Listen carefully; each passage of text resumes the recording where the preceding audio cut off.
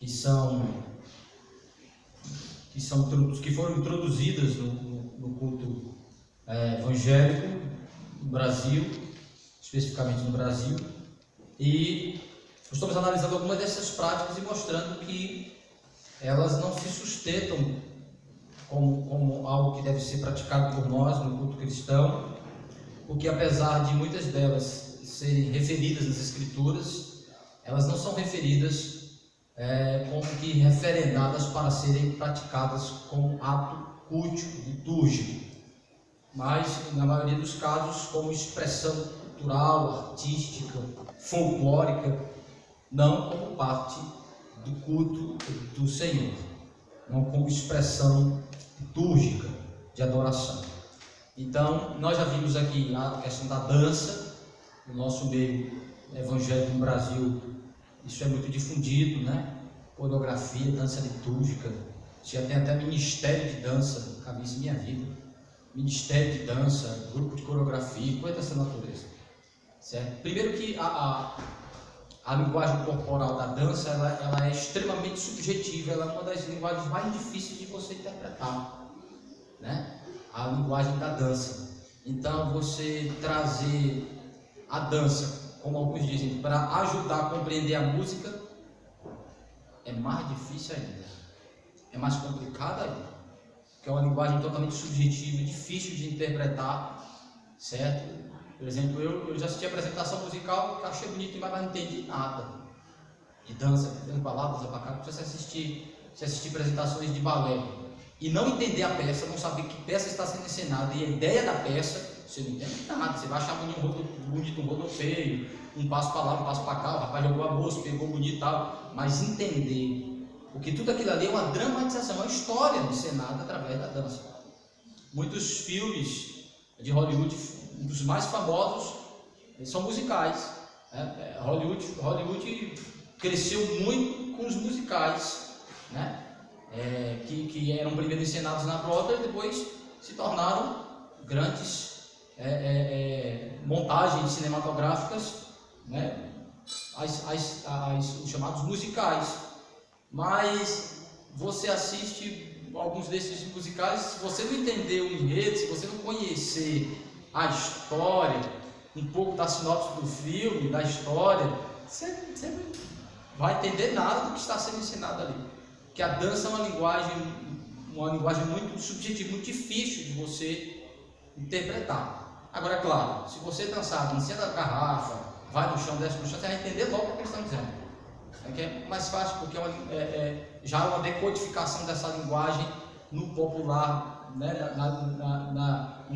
Na erotização da mente brasileira, é fácil logo a gente captar essas mensagens eróticas, né? Mas a dança não é uma linguagem, então você percebe, o próprio teatro, que é uma linguagem mais acessível, a arte cênica de uma maneira geral, não foi introduzida no culto e nem foi introduzida como maneira de evangelização, porque é uma linguagem muito difícil de você interpretar e de facilitar a compreensão das pessoas, e não era a maneira que o Senhor estabeleceu para que a coisa acontecesse, certo? Então, o próprio Jesus usando parábolas, usando o recurso da figura, do símbolo, ele disse que quando ele fazia isso, era mais difícil as pessoas compreenderem. Diferente do que dizem os arminianos, que diz que Jesus foi um comunicador leigo, que ele facilitou a compreensão das pessoas usando símbolos, figuras, né? É óbvio que Jesus Cristo usava elementos do dia a dia, ele extraía coisas do conhecimento das pessoas. Mas quando ele atribuía entendimento espiritual, verdades espirituais a esses exemplos, eles não entendiam, eles não compreendiam. Quando Jesus disse assim: eu sou o pão vivo, eu sou a água viva, a mulher disse assim: como o senhor tem água? Eu faço brotar uma fonte de água que não acaba mais. Ela disse: como? Ele usou uma figura, mas ela entendeu. Jesus disse para Nicodemos: você precisa nascer de novo. Ele disse: como? Voltar para o ventre de minha mãe? Jesus disse: eu sou pão. Ele disse: como? Quem comer de mim não tem fome, quem beber de mim. Ele disse: como é que a gente vai comer tua carne e beber teu sangue? Como, Jesus? Até Até o discípulo ficar escandalizado quando Jesus usou esses exemplos. Ele contou a famosa parábola do semeador para explicar por que ele contava parábolas. E sabe o que é que ele disse? Que ele contava parábolas para que o povo não compreendesse o que ele estava dizendo. Porque quando ele usava figuras, usava símbolos, usava as metáforas, ficava mais difícil das pessoas compreenderem o sentido espiritual daquilo. Aí ele diz para o discípulo: mas a vós é dado conhecer os mistérios de Deus. Aí Jesus começou a falar abertamente para eles, sem usar metáforas, sem usar figuras. Ele dizia assim: agora nós compreendemos porque tu falas abertamente para nós. Então a linguagem do discurso aberto é mais fácil do que a linguagem metafórica, simbólica. É muito mais difícil. Quando você entende o conceito e exemplifica ele com a metáfora, aí sim. Mas quando você não entende o conceito, a metáfora pode significar um monte de coisa, inclusive o que não é. Inclusive o que não é. Então, nós estamos mostrando aqui que faz sentido a Bíblia não respaldar estas práticas, primeiro porque Deus já nos deu um método eficiente de comunicar a palavra de Deus e de expressar a adoração a Ele, que é a fala aberta, que é a declaração clara e aberta das coisas do Senhor. Por isso que a fala, a palavra, é o elemento mais usado nos elementos de adoração, que é o que? A oração. Só existe um movimento no culto que não tem palavra especificamente, mas ele que é o que? Que é o batismo e a ceia. Mas ele precisa da palavra pregada para mostrar o sentido do que ele significa. Se você realizar uma ceia no lugar onde as pessoas não sabem o que é ceia, ela pode significar tudo, menos corpo de Cristo, menos adoração a Cristo. Se as pessoas não entenderem que aquele pão representa Jesus Cristo, ela vai comer como qualquer outra coisa. Se ela não entender que aquele vinho, se ela não entender o que a Bíblia diz sobre... Por isso que Paulo diz que para participar da ceia de maneira correta, tem que haver discernimento, compreender o corpo. Isso significa que tem que ter compreensão teológica do que aquilo significa, senão não participa de maneira digna.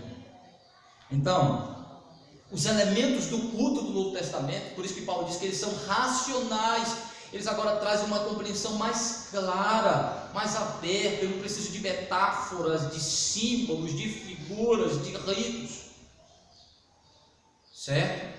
Então, olhando para isso, nós já vimos então que dança não tem base bíblica para se praticar no culto, apesar de que dança é uma arte, uma expressão artística, que pode estar no nosso dia a dia como prática artística. Eu não sei dançar, eu sou duro igual uma pedra, mas óbvio, quem aprecia e sabe, é óbvio que isso não vai lhe dar autorização para você sair aí dançando qualquer tipo de coisa ou participando de qualquer forma de expressão de dança, claro que não.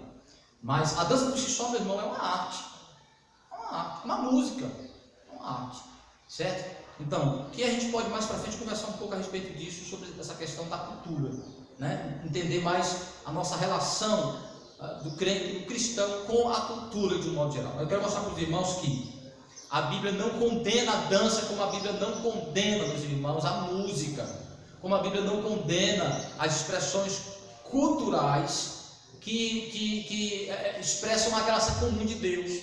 Por exemplo, a culinária é uma arte. A gente não aprecia a culinária só feita por crente, não é? Não, é a graça comum, é a graça de Deus preservando ainda os ímpios para fazerem coisas que são humanamente aproveitáveis e boas, nesse sentido. Não serve para redimi-los, vai acumular ainda mais maldição sobre eles, mas pela graça comum de Deus, nós podemos desfrutar como algo benéfico, como algo bom. Sim. Mas alguém não poderia dizer que a culinária poderia fazer parte do culto, já que no Antigo Testamento haviam cultos de paz, onde as pessoas comiam aqueles bezerros e aqueles cordeiros em oferta suave a Deus? Não, necessariamente. Quando o povo comia dentro das prescrições totalmente determinadas quando eles deveriam comer daqueles alimentos. Não era sempre que o povo de Israel podia comer o carneiro. O dia mais emblemático que eles poderiam comer era na Páscoa. Era a Páscoa. Havia ocasião que eles não poderiam tocar no alimento.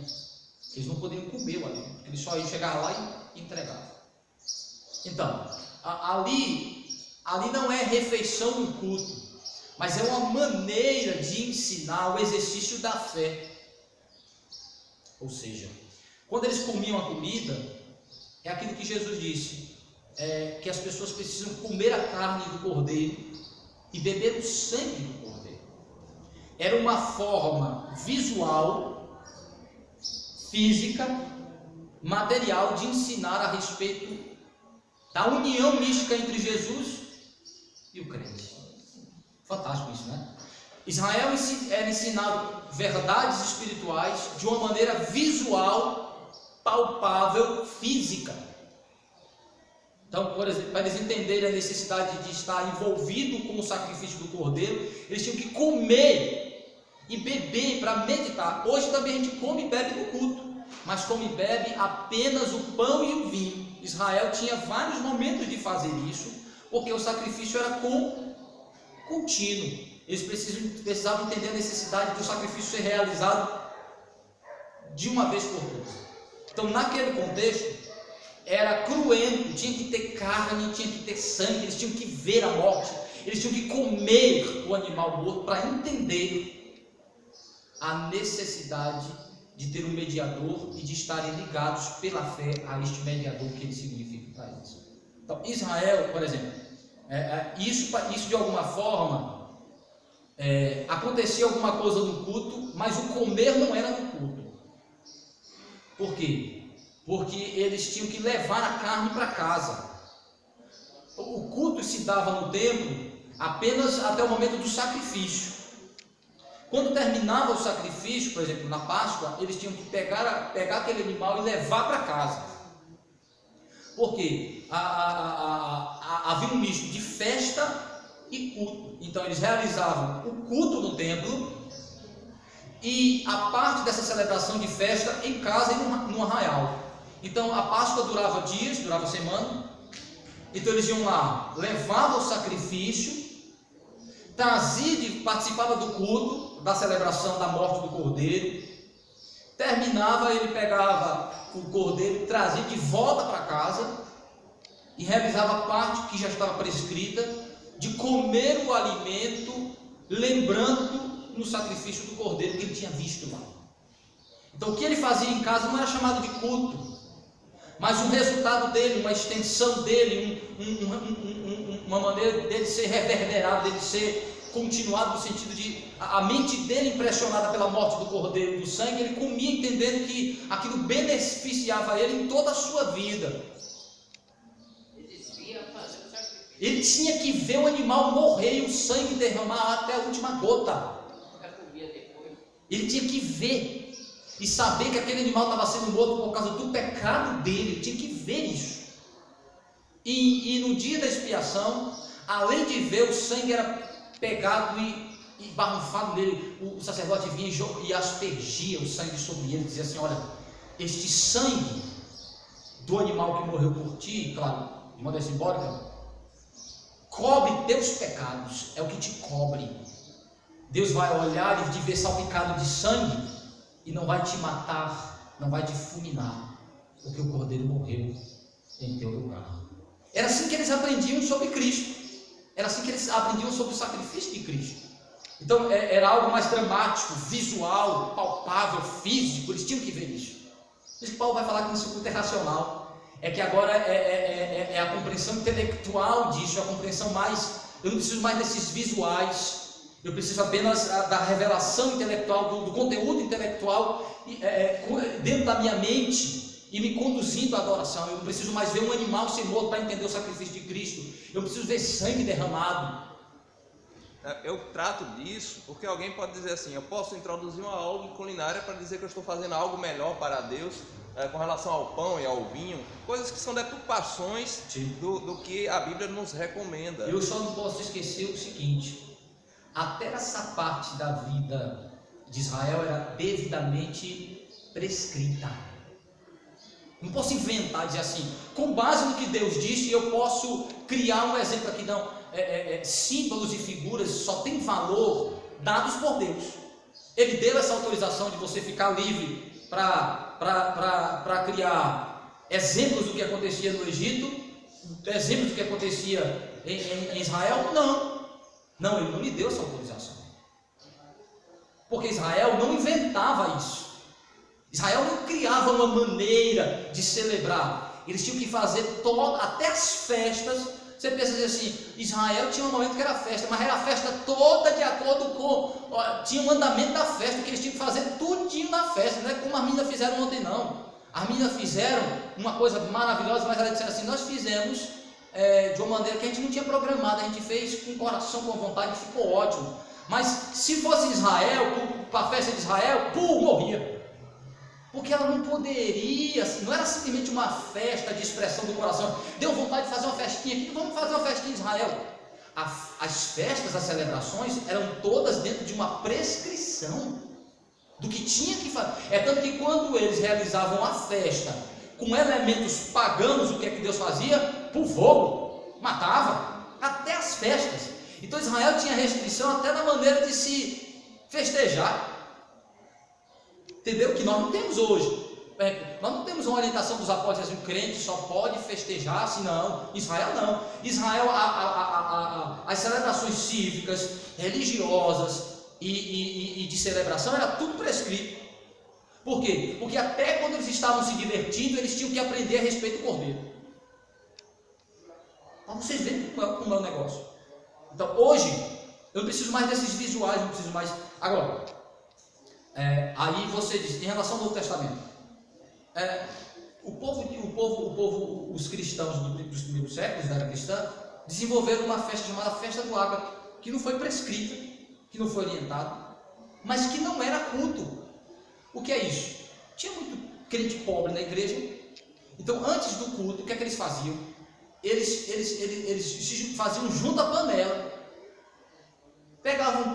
faziam uma refeição, comiam, faziam um banquete, comiam. Aí os pobres, rapaz, você imaginou se uns 20, 30 anos atrás, na nossa região, as pessoas que moravam mais distante, por exemplo, lá em Parambu, eu vi muito dessa experiência, das pessoas que moravam na roça, bem distante, e frequentavam a igreja em Parambu, e andavam 20, 30 quilômetros para chegar na igreja, sair de casa na madrugada, para ir para o culto. Você acha que esse povo comia? Comia não. Chegavam morrendo de fome, de sede. Então, naquele contexto dos apóstolos, muito mais. Então eles percebendo aquela condição, eles desenvolveram um momento de confraternização chamado, que foi dentro da tradição cristã, chamado de a festa do amor. Que os irmãos chegaram, entendendo aquilo que João disse, que Jesus disse, que vendo um irmão com fome, como é que eu não vou acolhê-lo? Então vinha aquele irmão para o culto. Com fome, às vezes até cansado, se arrastando. Aí os crentes acolhiam. Só que até na caridade eles começaram a pecar. Aí começaram a comer mais do que os outros, a desprezar os mais pobres. Aí Paulo, em 1 Coríntios 11, ele está primeiro corrigindo erros que advêm da festa do Ágape, que já entrava no culto, aí já entrava no culto com confusão, já não entendia mais o que era ceia, não tinha um comportamento correto em relação à ceia. Aí a confusão se estendeu ao culto. Mas ela começou com essa festa do Ágape, a confusão que eles criaram, que foi uma coisa boa que eles inventaram, mas que acabou criando uma deturpação. Então assim, eu não posso dizer assim, mas eu não posso, com base neste exemplo, criar aqui uma maneira de exemplificar isso, de prefigurar isso. Israel não inventou isso. Israel não criou, não imaginou isso. Foi dado por Deus. Entendeu? Quando eu olho para o Novo Testamento, eu não tenho autorização de ter refeição no culto sem o contexto de adoração. Então só tem uma refeição que eu posso fazer no culto. É o da ceia. Que não é uma refeição qualquer, que não é um simples ato de comer e beber. Ele tem um sentido espiritual. Entendeu?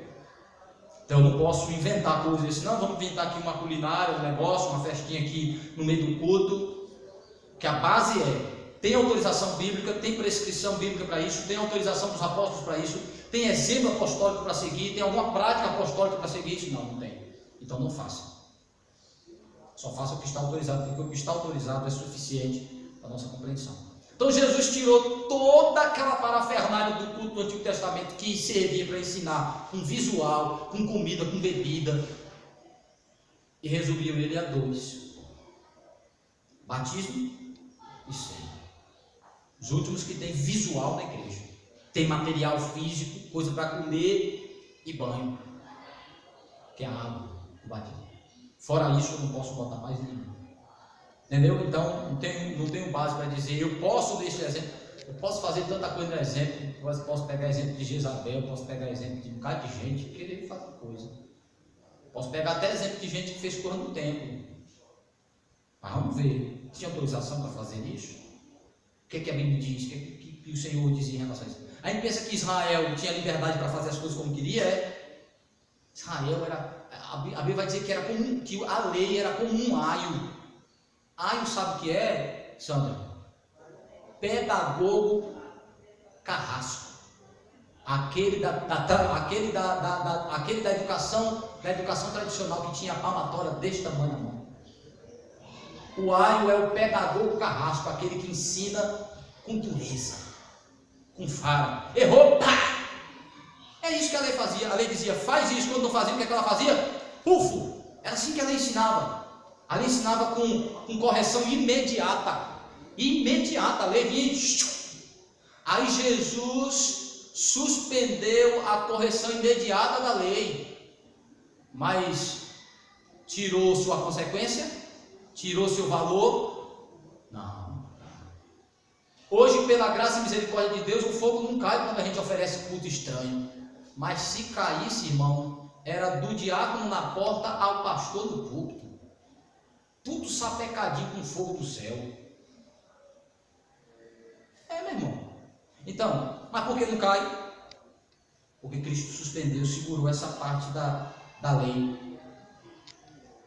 Que a correção vem imediata. Que a consequência vem na hora. Um ato. Vai mostrar que Deus mudou? Não. Vai mostrar que Deus está agindo de maneira longânima, baseado em seu projeto em Cristo. Sim. Ele não pode fazer as coisas, mas eu fiz bem intencionado. Não existe isso, porque Davi sabia como conduzir a arca.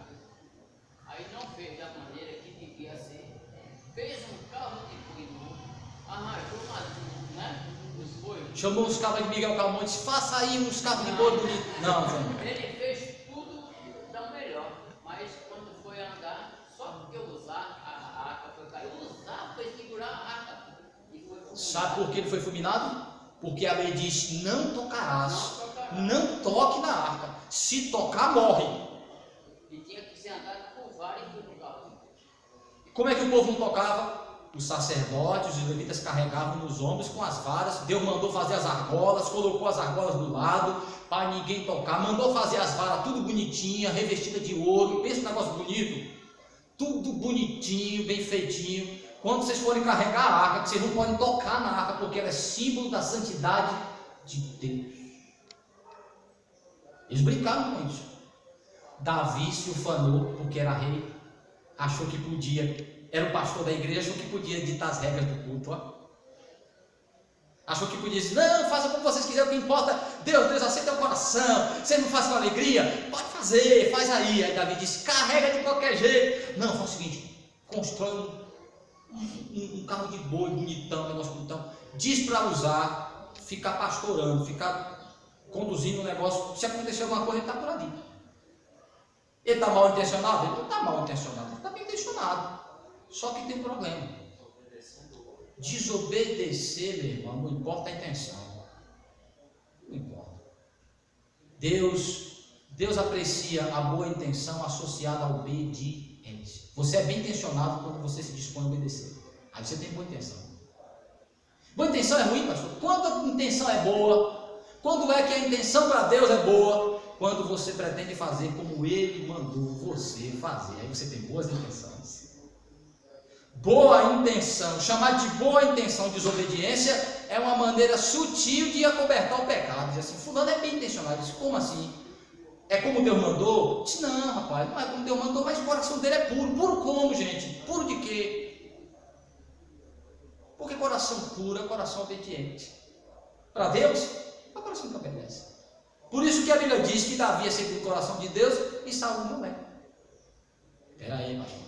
Mas Davi não é essas coisas todas, essas Coca-Cola todas assim. Não. Mas Davi não é Coca-Cola, mas Saul também não é. Davi é Fanta e Saul é Fanta uva. Que horrível. Qual é a questão? A questão é que Saul é ímpio, nunca se curva a palavra de Deus. Davi é crente, mesmo quando desobedece, mas é confrontado, se curva. Aí está a diferença. Aí está a diferença. Ele disse, eu vou tirar o reino, vou te dar um que é melhor, vou dar um que é melhor que você.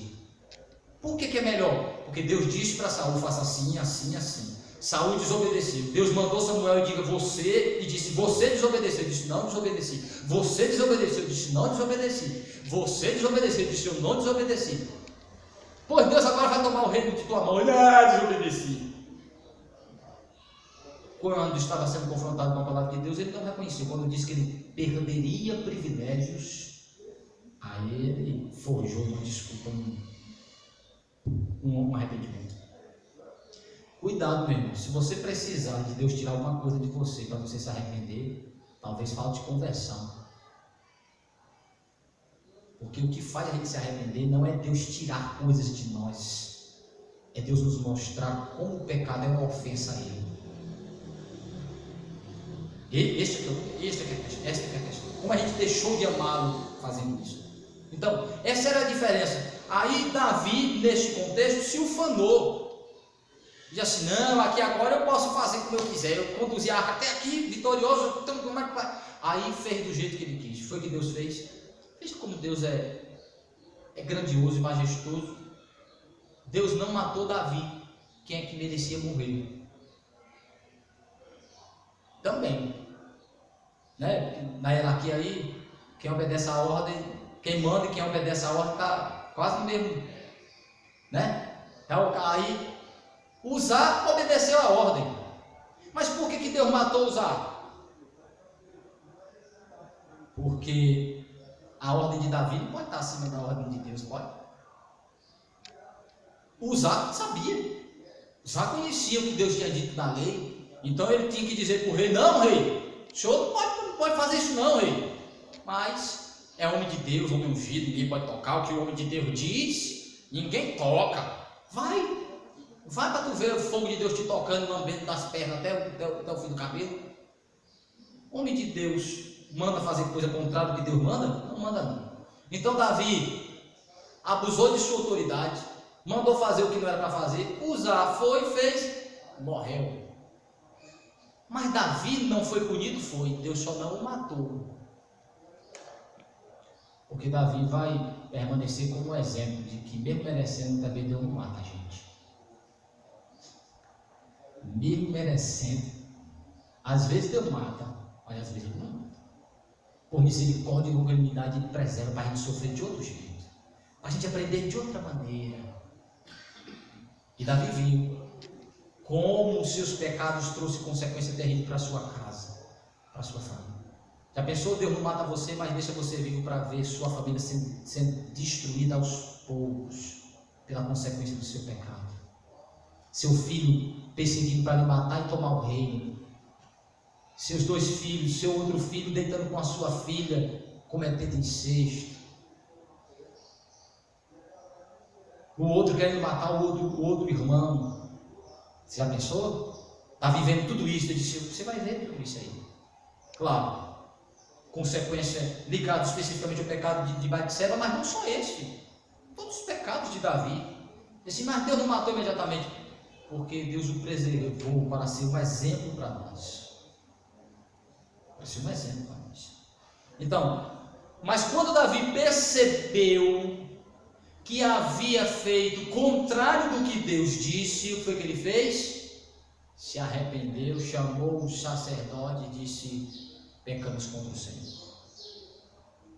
A lei de Deus não disse para eu fazer isso. A lei de Deus disse que os levitas têm que carregar assim, chama todo mundo, faz como está na lei de Deus. Naquela época se matava para ensinar. Hoje Deus está o tempo todo dizendo na sua palavra e trazendo algumas consequências que a gente não vê como mão divina disciplina mais tarde. Então, introduzir boa vontade, boa intenção, desassociada de obediência. Na realidade, boa intenção é rebeldia, se a boa intenção não for obediência à palavra de Deus. Não adianta ser bem intencionado e não obedecer. Claro que nós não temos detalhes de tudo que a gente tem que fazer na nossa vida, mas eu sou bem intencionado quando o meu coração quer agradar a Deus e eu procuro na sua palavra as instruções necessárias para fazer aquilo que eu tenho que fazer. Sim, irmãos, andar no seu coração. Eu tenho essa mania de fazer isso aí. É só a questão de quando você citou que se você necessita de Deus, ele tira algo para você se arrepender. Mas na questão de Davi, quando ele pecou, né? Deus tirou o filho, sim. Quis também, mas uma coisa interessante, irmã Sandra, Davi não precisou disso para se arrepender. Deus tirou como disciplina, né? Deus tirou como disciplina. Mas Davi não precisou disso para se... Não, ele já está chorando, ele já está... Quando ele se arrependeu, a Bíblia, algumas coisas a Bíblia já dá para a gente, né? Eu posso dizer com toda certeza que Davi não se arrependeu depois que o filho morreu, porque a Bíblia vai descrever que o seu arrependimento se dá quando ele é confrontado por Natan, né? Aí ainda não havia acontecido isso, então foi antes. Foi quando ele falou, Natan falou com ele, que ele caiu em si. Deus não precisou tirar, claro que Deus tirou como consequência, Deus faz isso também. Mas no caso de Davi, ele não precisou Deus tirar para ele se arrepender, ele se arrependeu antes.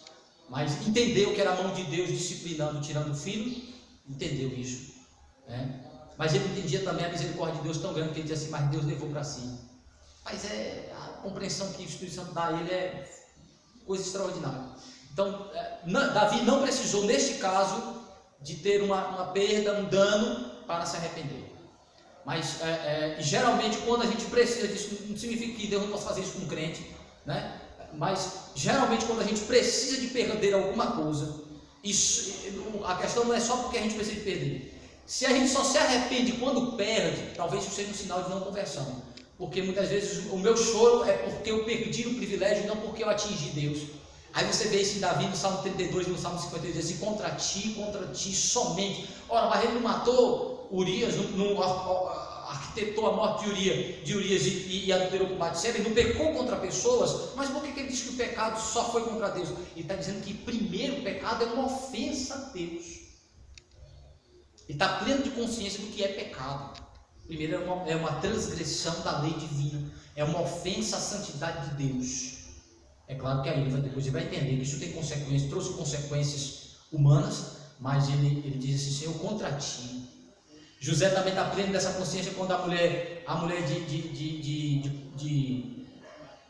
Potifar, quer que ela se deite com ele, faça coisa com ele, coisado com ele. Aí ele diz assim: não, eu não posso pecar contra o meu Deus. Primeiro ele fala do seu Senhor, no sentido do rei, do governador que colocou sob autoridade, mas contra o meu Deus, e a lei escrita só foi dada a Moisés, né? Mas José já tinha consciência disso. José já sabia que deitar com a mulher alheia era pecado contra Deus. Então, se a gente só recua, só sente pesar, só se arrepende porque perdemos privilégios, isso pode ser um mau sinal.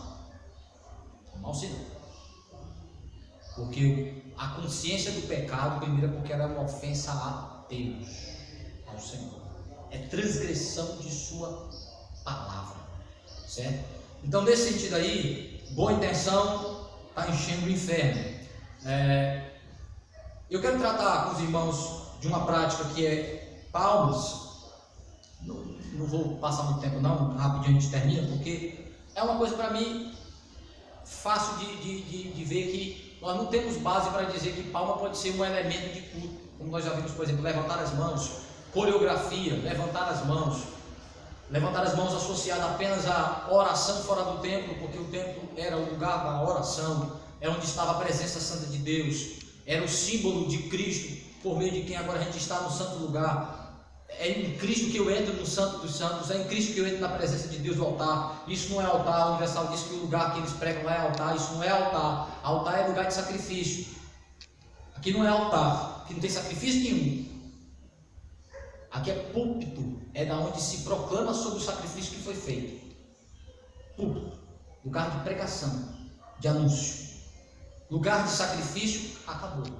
Não tem mais lugar de sacrifício, porque o sacrifício já foi feito. Isso não é altar. Aqui não tem sacrifício nenhum. O sacrifício já foi feito. O que há aqui é proclamação do sacrifício feito de uma vez por todas. Então, quando se tenta remontar alguma forma de sacrifício, olha aí. A Igreja Católica, você sabe o que é a Eucaristia da Igreja Católica? É uma remontagem do sacrifício. Por isso que há transubstanciação. Por isso que a hóstia vira corpo de Cristo. Muda de substância. Por quê? Porque está acontecendo, eles estão refazendo o sacrifício de Cristo. Eucaristia é sacrifício de Cristo sendo refeito pela igreja. Sabia disso? Esse é o entendimento teológico, tomista, de Tomás de Aquino, das ideias de Tomás de Aquino em relação a ser, o que é o ser, o que é a natureza. Por isso que a ideia de transubstância, a mudança da substância, nem os católicos entendem. Porque na realidade não é a mudança física, é uma mudança metafísica, ou seja, é algo espiritual, porque é uma mudança que não é vista. Ela não é, por exemplo, o sangue não escorre, mas há uma mudança na essência. Nem Tomás de Aquino não sabe explicar o que é isso. Hoje ele não vai explicar porque já foi. Mas nem quem lê Tomás de Aquino consegue entender o que é mudança da substância, porque substância em Tomás de Aquino é algo subjetivo, difícil de se definir, porque a substância não é o trigo, não é a substância física, não é ferramento, não é a massa, é algo entre físico e metafísico, é algo que não tem como explicar, é um bicho de cabeça. Então, o que ocorre? Quando diz que a transubstanciação, o teólogo católico vai dizer assim, há uma mudança apenas na substância, quando você come o pão, você, pela bênção do sacerdote, há uma mudança na substância, que ela deixa de ser pão e passa a ser corpo de Cristo.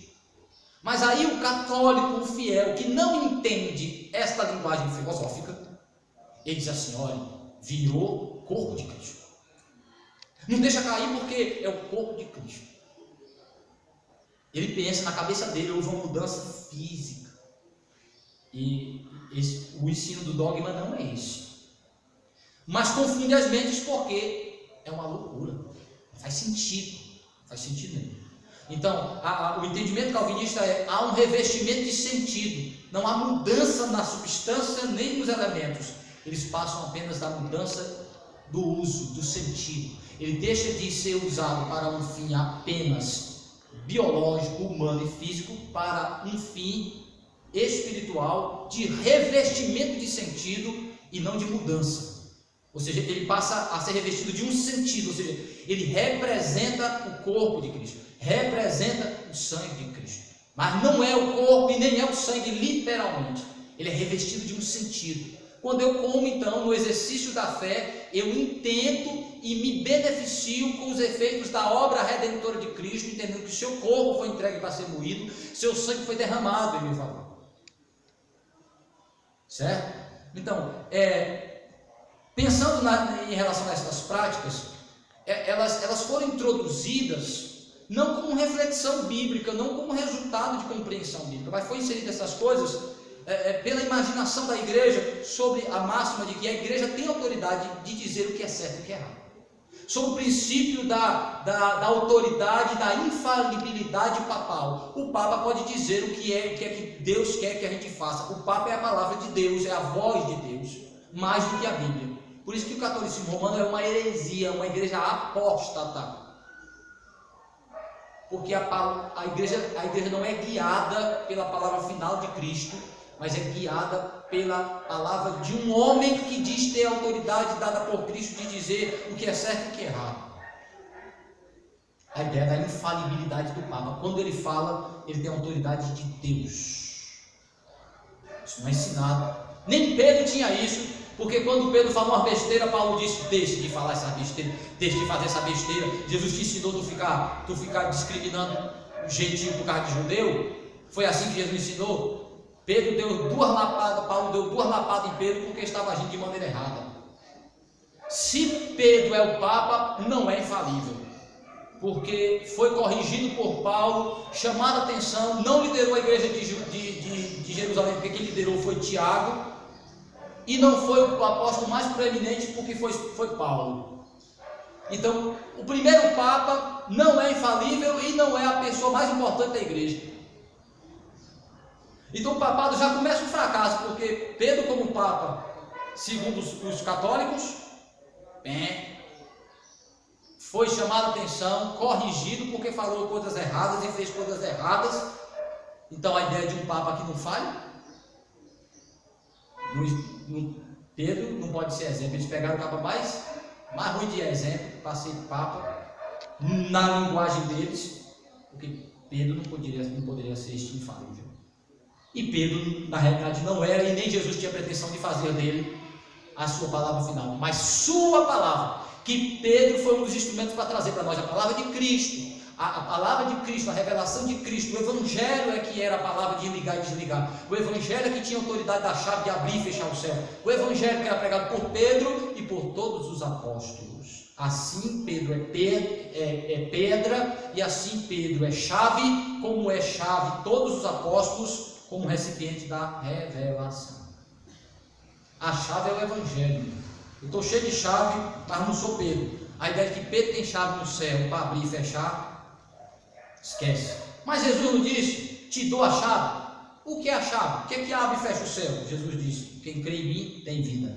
Quem crê na minha palavra, quem não crê na minha palavra não tem vida. Então, o que abre e fecha o céu é a palavra de Cristo, o Evangelho.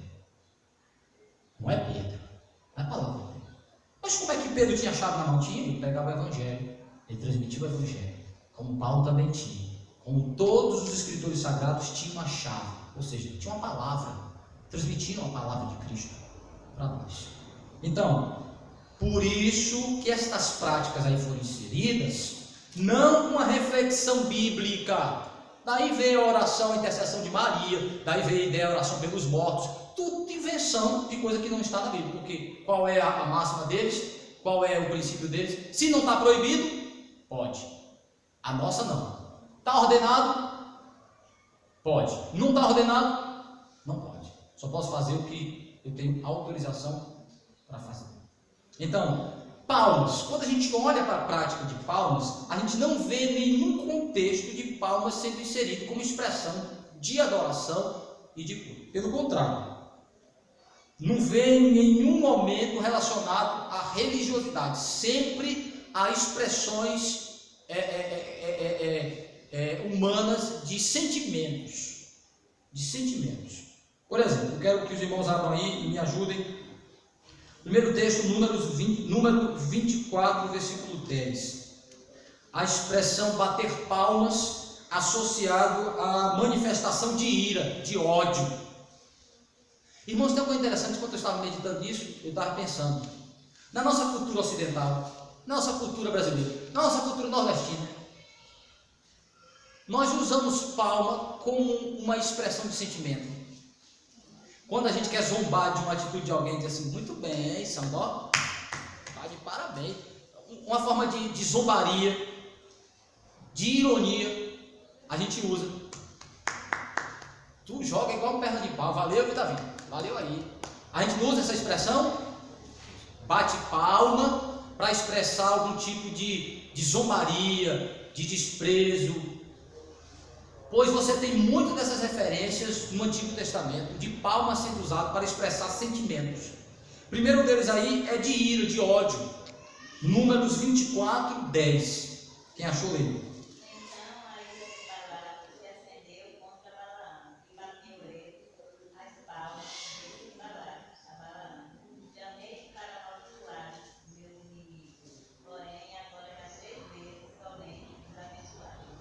o pagão Balaque chamou Balaão para o profeta pagão para proferir maldições sobre Israel. Quando ele chegou lá, Deus não deixou, ele veio falar maldição, falou bênção. Aí 3 vezes, aí Balaque disse: muito bem, eu te chamo para abençoar meus inimigos, para amaldiçoar meus inimigos, tu fica abençoando. Valeu aí. Não é isso que ele está dizendo? Mas Balaão era pagão? Balaão é. Ele tinha se levantado como profeta, consultou a Deus e dizia: vai lá. Quando chegava lá, Deus mudava. Ele era. Depois eu vou mostrar que ele era pagão, mas ele era um profissional. Quando ele chegava na região, ele procurava consultar os deuses daquela região para fazer o trabalho. Que eles acreditavam que cada região tem seu Deus, né? Então ele chegava em cada região e procurava consultar os deuses e... sabe aquela história dos cartomantes assim, faz trabalho e desfaz trabalho? Faz trabalho e desfaz trabalho? Ou seja, então parece que eles sabem onde é que está a fonte do negócio, né? Eles usam a mesma fonte, né? Então é mais ou menos isso. Balaão chegava no lugar e dizia assim: quem é o Deus dessa região? Quem é o representante dessa religião aqui nesse lugar? E ele ouvia falar do Deus de Israel. Mas nós vamos chegar lá. Depois de outro contexto eu trago os textos e mostro que Balaão não é um profeta de Deus, né? Bora voltar às palmas. Vamos para as palmas. As mesmas palmas com que o senhor está levantando a questão, que ofende, que Sim. reprova, elas também transmitem ovacionar. Louvor, reconhecimento. E só estou dando alguns exemplos, né? São expressões. Então, aí tem aqui uma de ódio, mas tem também de louvor, de reconhecimento, que a gente vai ver isso, né? Então, vamos mostrar como é que ocorre a prática no contexto geral. Depois a gente vai ver por que ela chega no Salmo 47 e manda bater palma para Deus. Tá? Vou chegar lá. Outro texto de Jó, capítulo 34, versículo 37. Aqui, Jó diz que os ímpios usam palmas para demonstrar desprezo a Deus. Certo? Jó 34, versículo 37. Pois o seu pecado é da rebelião, ignora, desprezo, bate em palmas e multiplica suas palavras contra Deus. Então ele está mostrando aqui a expressão a palma como uma expressão de desprezo, de zombaria, diz assim: estou nem aí para ti, nem Deus é Deus nada, uma forma de demonstrar total desprezo e indiferença a Deus. Também há um contexto de expressão de alegria quanto à destruição dos inimigos, de celebração. Ezequiel 25, versículo 6. Ezequiel 25, 6. Nos Salmos você tem 2 referências para palmas. Uma referindo-se a Deus, para que os homens dirijam palmas a Deus, e a outra é a natureza dirigindo palmas a Deus. Certo? Alegria pela queda do inimigo. Ezequiel 25, 6. Porque assim diz o Senhor Deus: visto como bateste as palmas e pateaste, e com toda a malícia de tua alma te alegraste da terra de Israel. O Senhor está proferindo a destruição de um dos inimigos de Israel, que quando Israel foi derrotado, eles celebraram, dizendo assim: bem feito, perdeu, foi destruído, bateram palmas, celebrando a derrota de Israel. Deus disse: eu vi quando tu bateste as tuas palmas e te alegrastes na queda do meu povo. Pois eu vou agora, tem um outro texto que ele vai dizer assim: eu vou bater palmas para vocês. E agora que eu vou bater palmas. Eu não quis usar porque o texto fala de Deus, é totalmente figurado, né? É uma figura, não é literalmente. Aqui ele está falando que eles usavam essa expressão física para expressar essa alegria da queda, da derrota de Israel. Mas existia uma prática de bater palmas como uma forma de reconhecimento humano. E ela é muito importante para entender o Salmo 47, que é quando o rei era entronizado em Israel, e aí as palmas serviam para reconhecer a autoridade desse rei. Segundo o livro dos Reis, capítulo 11, versículo 12. Então, havia esse comportamento em Israel de quando um rei era entronizado, acontecia muitas vezes palmas, eles batiam palmas com reconhecimento na entronização do rei, quando o rei era entronizado. Alguém lê aí? 2 Reis 11, 12.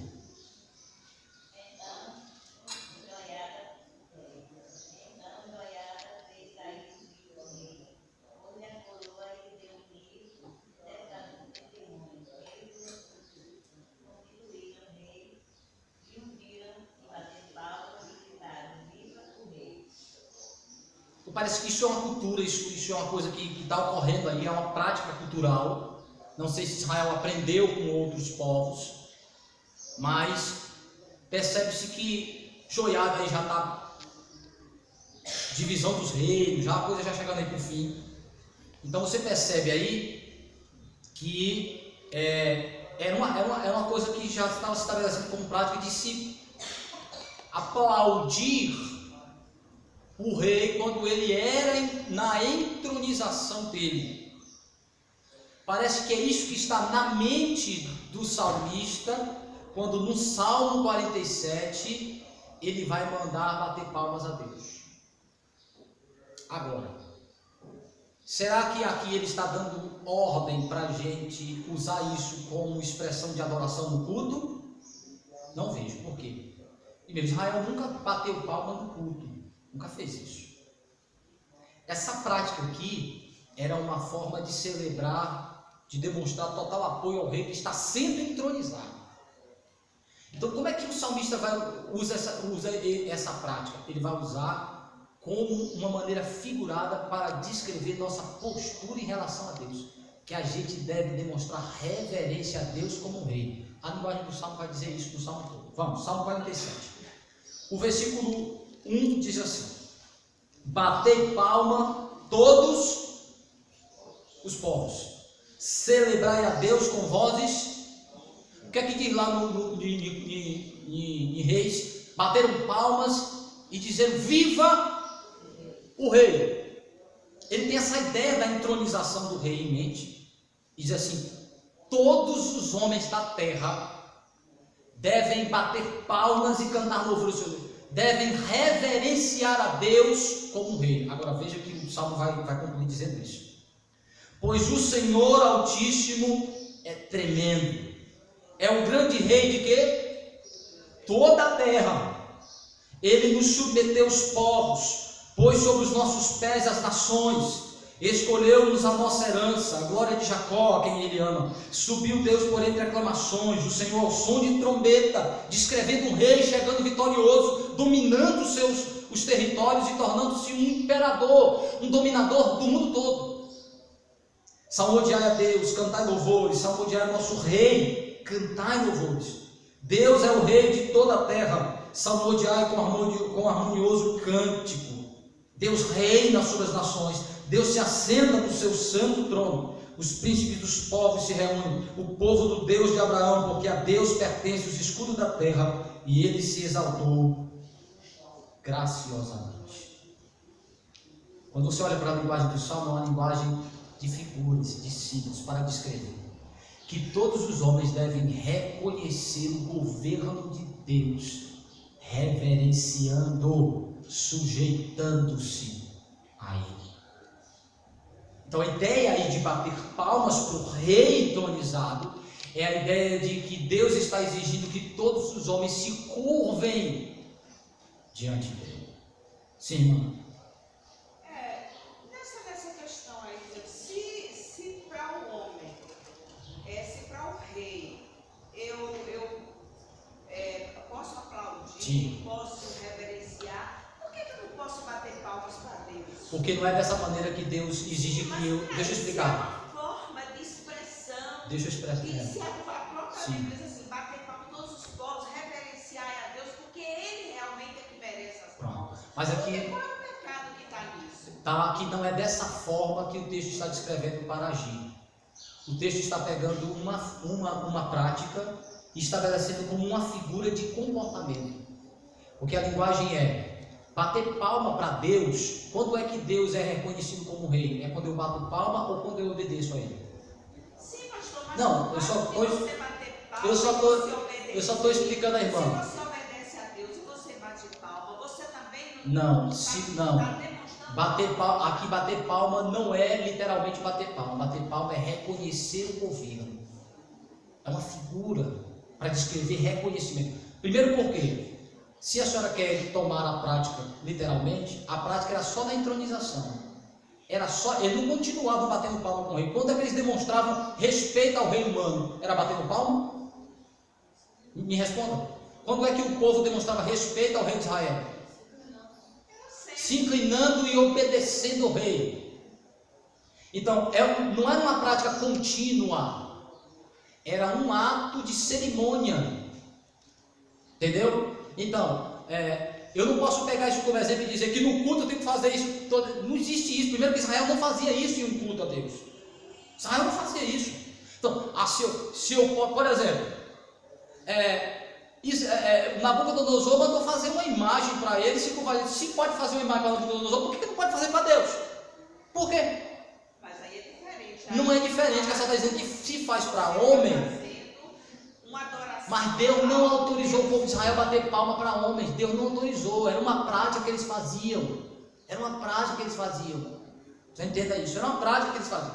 Ele está tomando essa prática emprestada e dizendo assim: a Deus vocês devem dar toda a referência. Se você olhar para o Salmo, é isso que o Salmo está dizendo. Cante louvores a Deus. Curve-se diante dele. Sujeite-se a ele. É dessa maneira que você está batendo palma a Deus. Por exemplo, a Bíblia diz que eu tenho que me curvar diante de Deus. Significa que eu preciso literalmente dobrar o joelho? Pergunta, senhora. Sim, mas o fato de eu dobrar o joelho, de eu chegar aqui na igreja, Sim. como antigamente a gente Certo, fazia no culto certo. da oração, é uma forma Ok. até de você Demonstrar uma reverência. demonstrar uma reverência. Mas se orar sentado eu estou sendo reverente? Hã? Se orar sentado eu estou sendo... Não, mas tanto faz você orar deitado, sentado, Pronto. caminhando. Então o comportamento em si não é o referendado. Sim, mas o É o fato coração. de você Mas tem um problema aí. Tem uma questão aí. Tem uma questão aí. É que estas coisas são circunstanciais. Mas a questão de palma como foco, porque exemplo, sua adoração na oração é a oração. Mas tem coisas na oração pública que não são convenientes. Então o princípio geral da palavra de Deus vai orientar. Por exemplo, a senhora pode orar deitada, mas na igreja é conveniente? Não. na igreja não. Pronto. Então o bom senso e os princípios cristãos vão orientar isso. Certo? Certo? Isso aí é um comportamento na hora de orar, porque o elemento é a oração. Mas quando eu estou falando de palmas, eu estou falando como prática de adorar a Deus. O que adora a Deus é o que eu falo para Ele, é o que eu dirijo a Ele. Então essa atitude é aqui descrita como um exemplo de pronunciar palavras de reconhecimento e atitudes de reconhecimento a Deus. A ênfase do salmista é cantar louvores, dizendo: Tu és rei. É assim que eles estão figuradamente batendo palma para Deus. Quando é que a gente aqui bate palma para Deus? É quando a gente canta, ora e prega, exaltando a grandeza de Deus. Este é o ponto.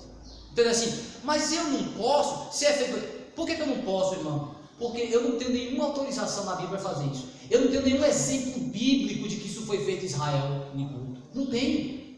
Não tenho. A senhora tem algum texto aí para me provar que Israel batia palma no culto para Deus? Não, mas Israel batia palma para Deus? Só tem algum exemplo bíblico? Não, Israel nunca bateu palma para Deus. Israel nunca bateu palma no templo. Mas como é que eles entendiam o Salmo? Como é que eles entendiam o Salmo? Eles entendiam que Deus está exigindo reverência, atitude de sujeição ao rei. Mas tem que entender a figura, a linguagem. Jesus disse assim: tem que comer minha carne. A senhora come a carne de Jesus? Não é uma figura? A figura.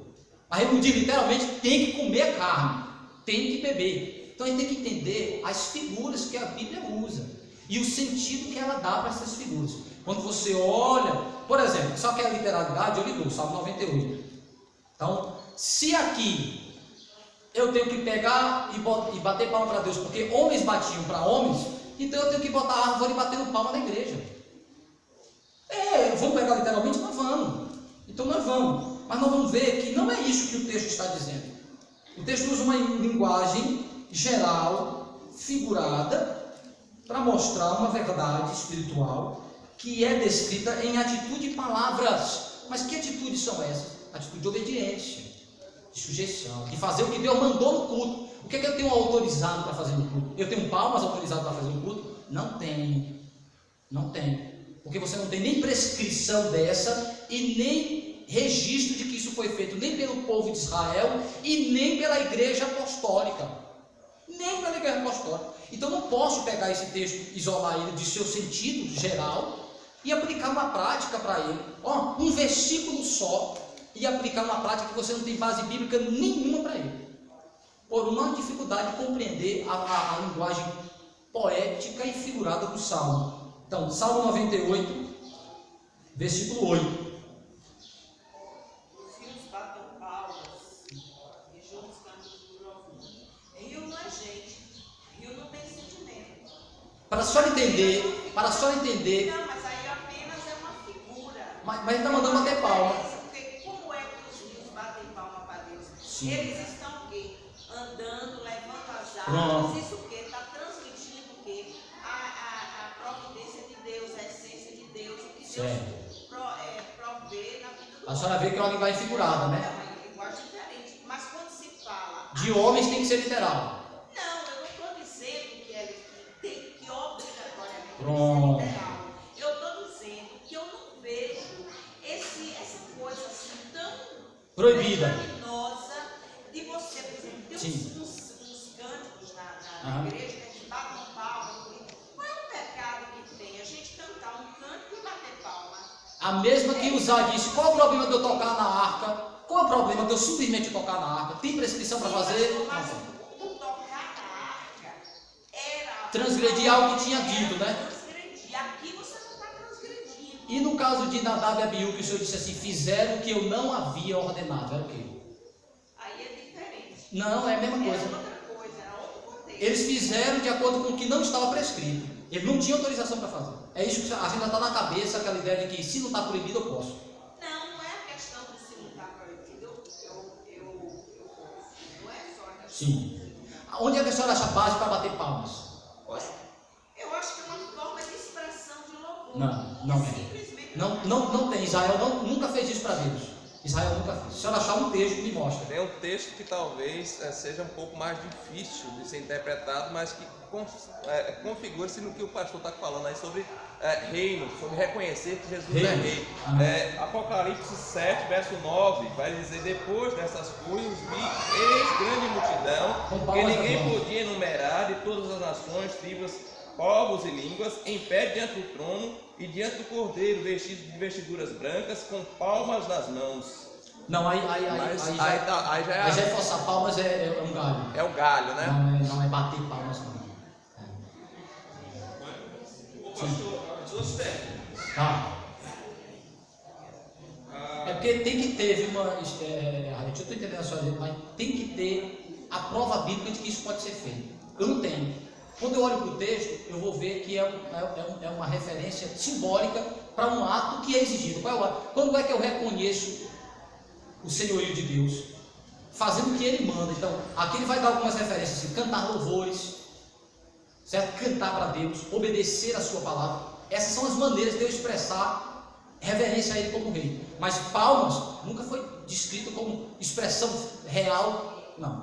É figurado. Pastor, eu também estou com um pouco dessa dificuldade, porque Sim. eu quero criar. Não, fica à vontade. Mas olha só, quando ele usa o termo, são duas perguntas. Primeiro, ele usa bater palmas naquele, eu não sei aqui o original hebraico, né? Mas o bater palmas aqui, ele está aqui conjugado no imperativo. Ou Batem seja, palmas todos os bata povos. palma. É o imperativo, entendeu? Sim. E o que mais? Ele é seguido, logo após, no mesmo versículo, com uma outra prática que é por nós permitida, que é o celebrai a Deus com voz de júbilo, ou seja, o cântico é permitido. Ou seja, no mesmo verso, ele trata de duas práticas de assim, eu não sei aqui exatamente o sentido, sendo que uma delas, as duas no imperativo, e uma delas com certeza é permitida, que é a celebração, que é o cântico. Sim. Isso é a primeira pergunta. A segunda pergunta é, aqui foi tratado até agora de palmas no sentido de ovação, tanto no termo sarcástico, ou seja, de você tripudiar de alguém, sim, tanto no sentido de palmas, no sentido de celebrar alguém. Aqui na nossa igreja, essa nunca foi a prática, pelo menos quando eu cheguei aqui. Sim. Quando a gente chegou aqui há 17 anos atrás, palma isso tudo. Há 17 anos atrás, a palma nunca foi de ovação. A palma aqui na nossa igreja sempre foi prática de instrumento, de marcação.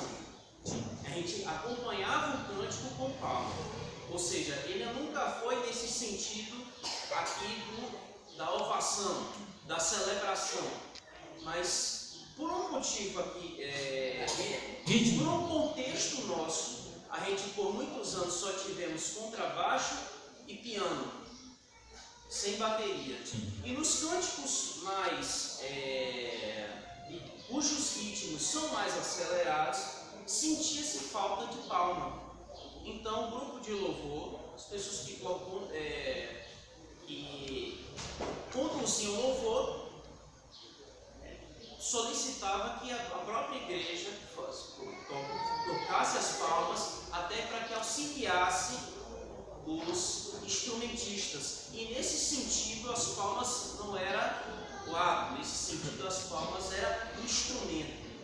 Instrumento tanto quanto o próprio piano, instrumento quanto o próprio contrabaixo. Entendeu? Nesse sentido também era errado. Por quê? Eu vou explicar aos irmãos o seguinte. Quando você olha o texto, primeira pergunta, questão do Salmo 47. O imperativo bater, ele não precisa simplesmente estar ligado a um ato literal, a um comportamento. Mas eu posso exigir um comportamento usando uma figura. Certo? Jesus deu ordem em relação a tantas coisas que eram usando figura. Por exemplo, assim, ele disse: comer, beber é meu corpo, é meu sangue. Não era literalmente comer e beber. Carne não. Mas era literalmente um pão. Existia algo físico. Tá? Então, nem sempre quando é dado o imperativo, esse imperativo está ligado a algo físico, literal. Ele pode ser uma atitude exigida, um comportamento, é até uma disposição do coração, usando figuras, usando símbolos, certo? Por exemplo, a Bíblia diz que eu tenho que glorificar a Deus, mas eu não atribuo glória a Deus. Como é que eu glorifico a Deus? Porque glorificar é isso, é atribuir glória. Mas como é que eu glorifico a Deus? Eu glorifico reconhecendo a glória, falando da glória, divulgando a glória. Não atribuo glória, certo? Não é uma ideia, não é literalmente. Por exemplo, a Bíblia diz assim: entronizai o rei. Eu vou entronizar Jesus Cristo? Eu tenho poder e autoridade para entronizar Jesus? Não. Então, qual é o sentido aí de entronizar? É um sentido figurado de tratá-lo como um rei que governa a minha vida. Mas ele está dizendo entronizar em você, né? Não, mas mesmo assim, sou eu que digo para Jesus: Senhor, tu agora é meu rei? Sou eu que autorizo ele ser meu rei? Não. Mas o fato de você dizer que você está, Senhor, eu vou orar, aí Senhor, sim, quero glorificada, isso é errado? Não estou entendendo. Não, porque você está dizendo aí que a gente não glorifica a Deus. Não, eu não falei isso. Não, mas o que passa a entender? Eu não atribuo glória, eu não torno glorioso, eu não dou glória para ele. Mas o fato de eu dizer, Senhor, eu te glorifico, isso está errado? O que é glorificar? Eu reconheço tua glória. Sim, eu divulgo. Mas quando eu uso a expressão, Tá certo, eu te glorifico. Errado é se o sentido de glorificar não estiver certo. Sim, mas pelo amor de Deus, se a gente vem aqui na igreja. Mas, pelo amor de Deus, tá um monte de heresia aí. Tem um monte de heresia aí. A gente está aqui aprendendo da Bíblia. Ah, tá. Mas E a pode. gente está aqui dizendo, Pode. Senhor, que glória comigo, eu te louvo, porque tu Mas a gente pode estar aqui aprendendo da Bíblia com o coração fechado, resistindo. Pode. E dizendo assim, eu penso dessa maneira e vou seguir aqui. A gente pode fazer isso tranquilamente. Pode resistir o tempo todo. Dizer, não, eu penso é por aqui, vou. Ó, se não existia tanta heresia, quanta heresia tem aí? Tem um monte, gente. E sabe o que é heresia? Desvio da verdade. E o cara dizendo assim, não, eu estou certo, meu irmão, não tem que me devolver disso aqui não, eu estou certo. Então, pode sim, pode A desviar. Então, palavra diz assim, eu não recebo glória. pronto. Agora, como é que ele manda dar glória para ele?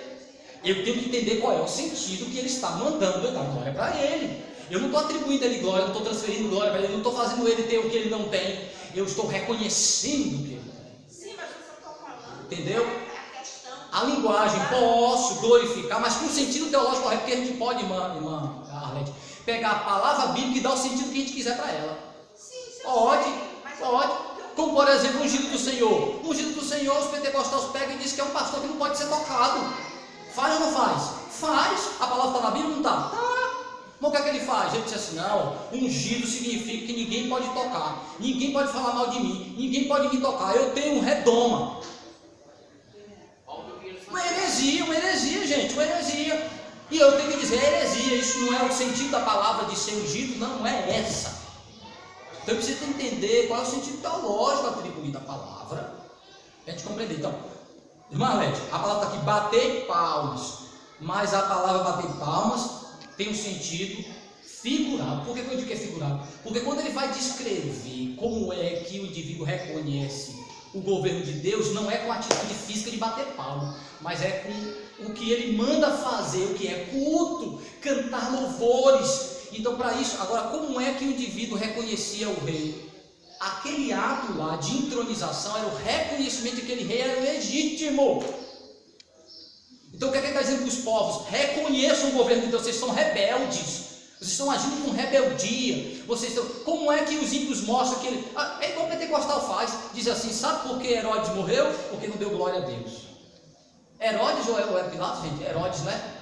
O caso de Herodes lá, que o bicho comeu ele. Aí o texto diz assim, e ele não deu glória a Deus. Agora eu pergunto, o que era dar glória a Deus lá? Era dizer assim, glória a Deus, aleluia. O pentecostal diz que é.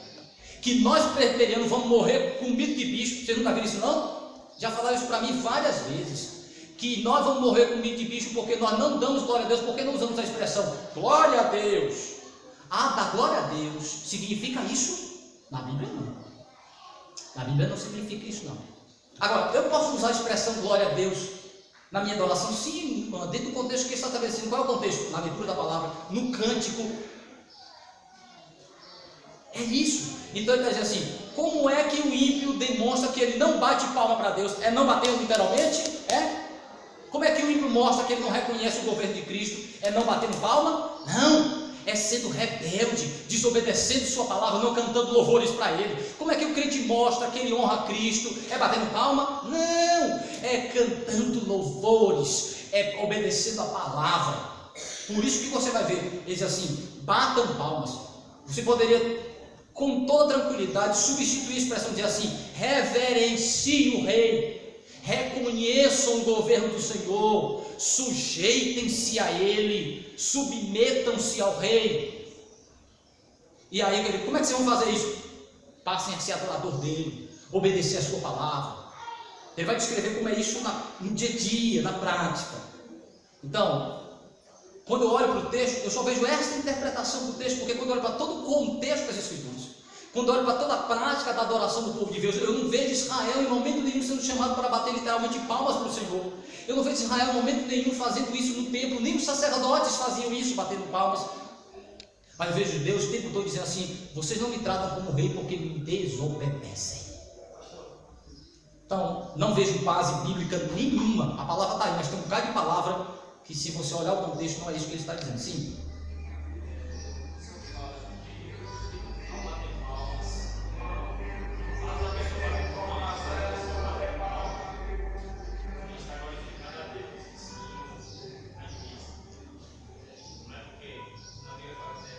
Não é um meio de adoração. Não é porque ele está batendo palma, mas porque ele está obedecendo a Deus. Sim, sim. No cântico, quando eu canto na igreja, não quer dizer que eu estou cantando, fazendo essa expressão, que eu estaria louvando Pode. Mas como é que eu vou no culto? Pronto.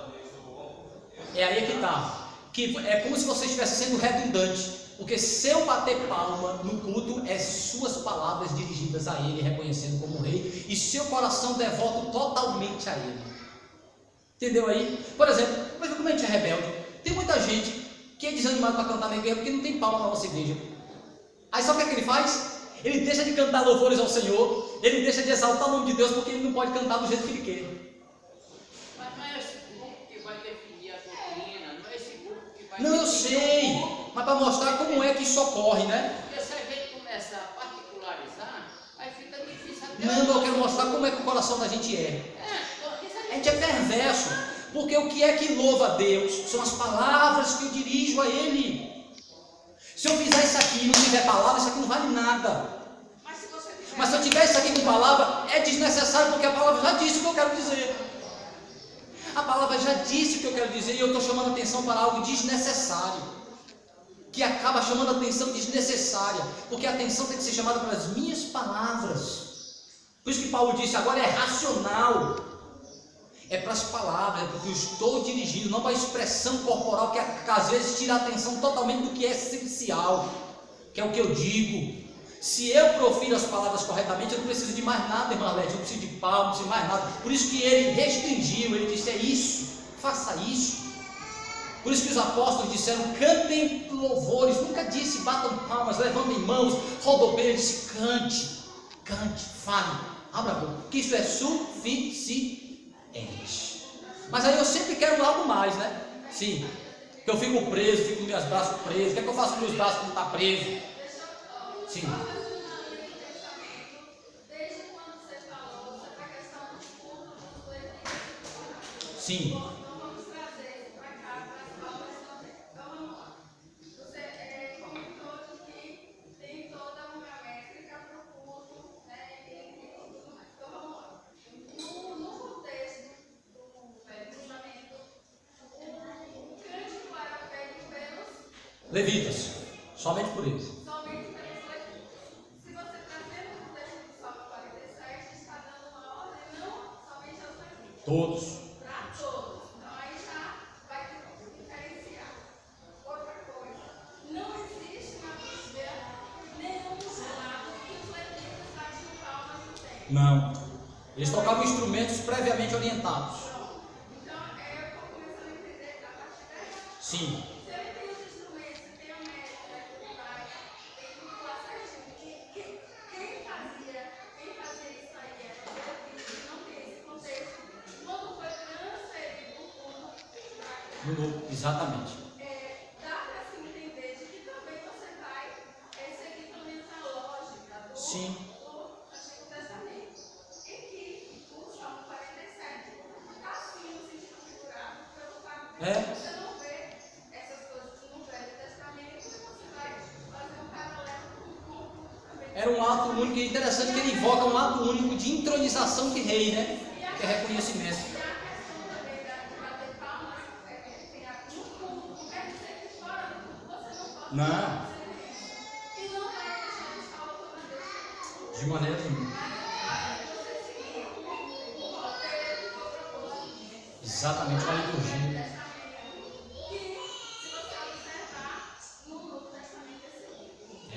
Essa questão da expressão corporal do culto ela é muito polêmica, porque você tem muitas práticas, você tem muita autorização dizendo assim, mas o que é que tem? Mas qual é o problema? Se você partir do princípio de que se eu não tenho nenhuma proibição na Bíblia que eu posso fazer, aí você dá margem para a série de coisas. Porque se você diz assim, o que é que tem isso? Porque o que é que tem também outra coisa? Qual é a base que você vai dizer isso aqui? Não, isso aqui, mas pelo menos está na Bíblia. Tem um bocado de coisa que está na Bíblia, gente. Um bocado de coisa que está na Bíblia. E ordem, que você tem que entender como é que está a ordem seguida. Por isso que o pessoal que acredita na guarda do sétimo dia, do sábado, ele diz assim, mas não está na Bíblia, não está lá escrito, né? Sábado. Está lá escrito sábado. E por que a gente não guarda o sábado se a palavra lá literal é sábado? A gente entende que tem um sentido aí que vai sendo desenvolvido, que sábado não é um dia simplesmente, mas é um sentido. é dia de descanso. O primeiro dia era o sétimo, depois ele foi para o primeiro dia da semana. Como é que a gente vai entender isso? Vai entender o sentido que é dado teologicamente dentro do processo da revelação. Se você pegar literalmente a palavra, ela está lá escrita, literalmente, sábado. E ainda tem um agravante para nós brasileiros, porque a palavra no português é sábado, agora para o norte-americano não faz sentido nenhum. Como é a palavra? Saturday, né? Hoje é meu Saturday. A Adventista não vinga nos Estados Unidos. E Saturday não é. E ainda é um nome atribuído a um deus pagão. Dia de Saturno. Aí faz sentido? Não faz. Se pega a palavra lá, não faz sentido nenhum. Mas como no Brasil o português faz sentido, aí eles tripudiam em cima da gente. A palavra literal lá é sábado. Mas sábado, meus irmãos, é dia de descanso, literalmente. Dia de descanso. Então, assim, a literalidade tem que tomar cuidado. A palavra está lá. Qual é o sentido que a Bíblia atribui a ele? Vocês entendem? O senhor disse que já mudou propriedade. Aí a gente faz a diferença no sentido da literalidade, né? Que é difícil, a literalidade. Onde é que a palavra está literal e figurada? Não é fácil. Agora, a minha preocupação como presbítero, Sim. como presbítero, porque eu tenho que zelar Certo. pelo culto, eu tenho que decidir. E às vezes eu entro nessa dificuldade. Sim. Como Porque a orientar? gente vai tomando umas dimensões que às vezes fica até, eu não quero dizer insuportável, mas difícil. Porque desde o meu tempo, sempre foi conflito. Violão entra no louvor, bateria, não sei o quê. E eu mesmo, já pensou, eu tinha dificuldade de deixar a Bíblia em casa. Vou revelar isso para vocês aqui. Sim. Deixar a Bíblia em casa e vim com o Celular. celular com a Bíblia aqui. Depois eu disse, se o pastor pode chegar lá, abrir o laptop lá e fazer a pregação nele, por que eu não posso cantar? São circunstâncias que não estão. Pois é, então a gente precisa tomar cuidado. Claro. Para não desenvolver em cima daquilo que você falou, Claro. as circunstâncias, Circunstância. e tornar a circunstância principal. Uma coisa essencial de culto. Uma Não coisa é? essencial. É por isso que às vezes a gente levanta esses Sim, questionamentos. sim. Eu, como prefeito, preciso tomar cuidado e ajudá-los. E o interessante é que é muito claro nas Escrituras que o que Deus exige para eu reconhecê-lo em adoração é o meu cântico, né? A Bíblia está o tempo todo mandando a gente cantar. E por que a gente não canta? Não, A gente fica ali amarrado, a né? Bíblia diz que é um coração compungido. Não, e eu sei. contrito. Sim, mas a Bíblia tem um imperativo na Escritura todo dia, mandando a gente cantar, não tem não? Cantar louvores a Deus. Não só diz cantar. Pois é. E por que a gente às vezes chega na igreja e fica ali? Não é? Como a gente é pecaminoso. E o claro nas Escrituras é exatamente isso. É cantar louvores. É assim que eu reconheço e a atitude no dia a dia para a adoração. Mas quando diz que a gente vai criando situações que a gente precisa tomar cuidado de não criar regras por nós mesmos. Não. Aí ela começa a cantar. Aí a menina ali bebe, fica de pé. Eu uso um luto, mal-humorado. Não gosto. Não gosto de Isso não é essencial do culto. Aí a gente começa a criar Não. situações embaraçosas. Mas aí é uma coisa, né, Não, presbítero? mas escuta essa. Uma Aí coisa é a não menina não levanta, se levantar. Não levanta, perde a harmonia, perde. A gente Claro. precisa tomar cuidado. Criar um certo movimento correto. Para não criar. Mas aí o senhor está certo. Uma coisa é a menina dizer para o senhor levantar, outra coisa é Deus dizer para cantar. É Pois diferente. Eu tenho um imperativo, eu tenho uma ordem do Senhor para cantar para Ele. Então, essa questão aí de Mas Paulo diz assim, tudo com ordem. decência, tem que ter A ordem. gente Assim. precisa tomar cuidado de fazer as Que hora levanta, que hora fica É a sentado. decência, para eu não começar, que aí eu vou constrangendo o irmão também. Ah, sim, Você vai criar uma situação. E Meus como- irmãos. Me desculpe, mas eu Não, precisava mas- falar isso. claro. Mas como presbítero, eu tenho que ser zeloso. Às vezes me constrange. Levanta, eu e você, às vezes, levanta aqui, o presbítero, e o pessoal sentado. Aí aquele é obediente, Sim, esse sim. não é obediente. Vamos tomar cuidado. Não, mas nesse sentido aí, concluir de questão de obediência e desobediência sobre isso aí, não, porque é circunstancial. A gente não tem a ordem que se senta, se não senta. Sim.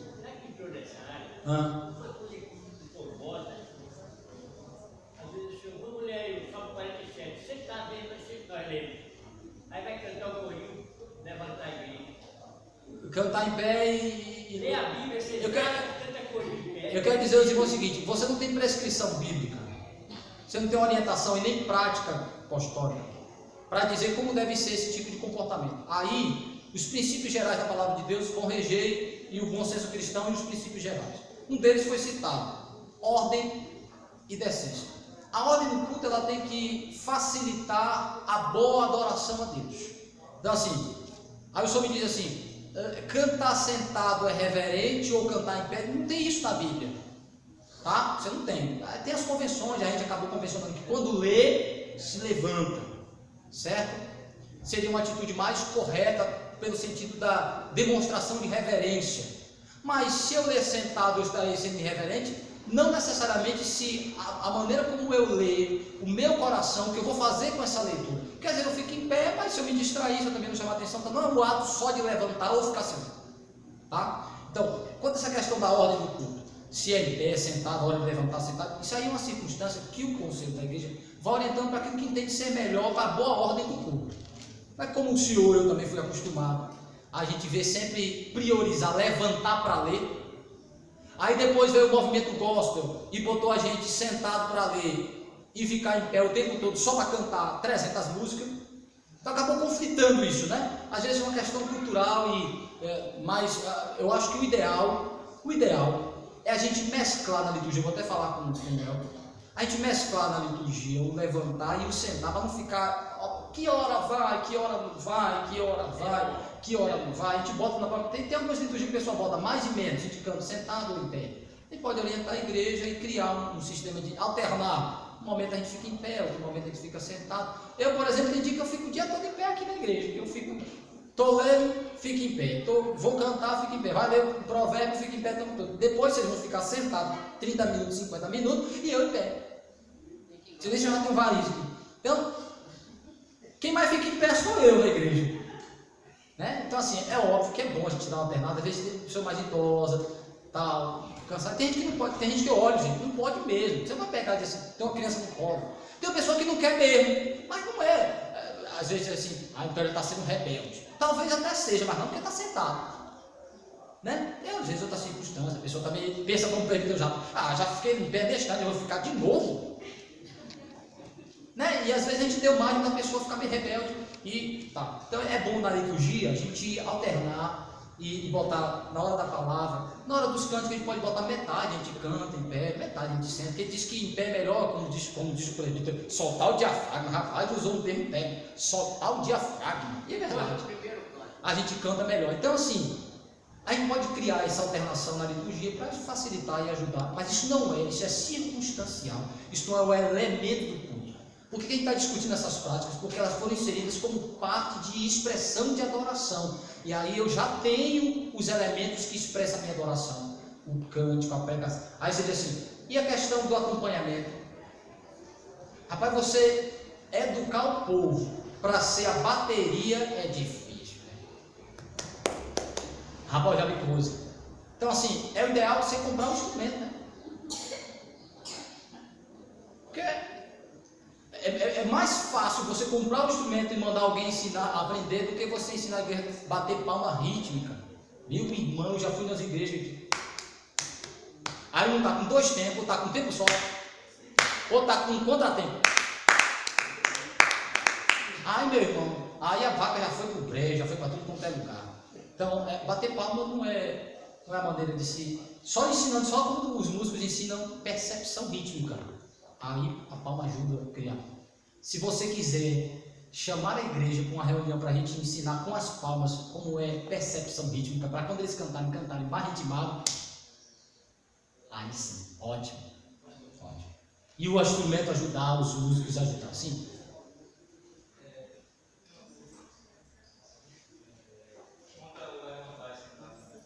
Sim.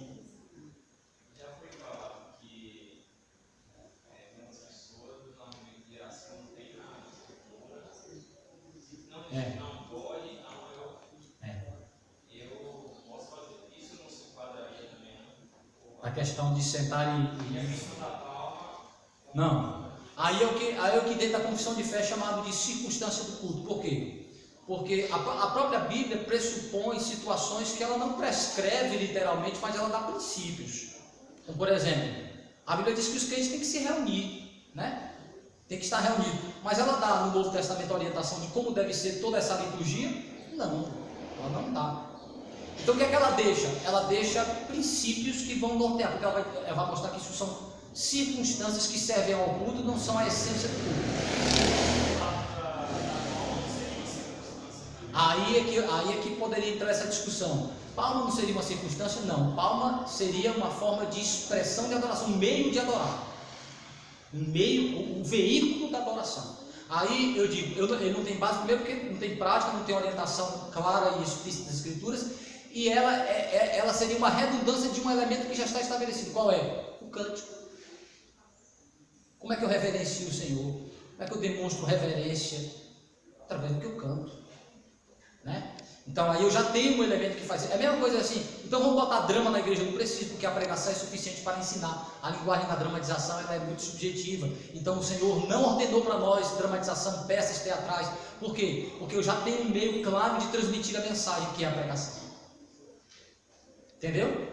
Então aí, quando a gente fala elemento de culto, é o meio ordinário da adoração, é por meio do qual eu adoro.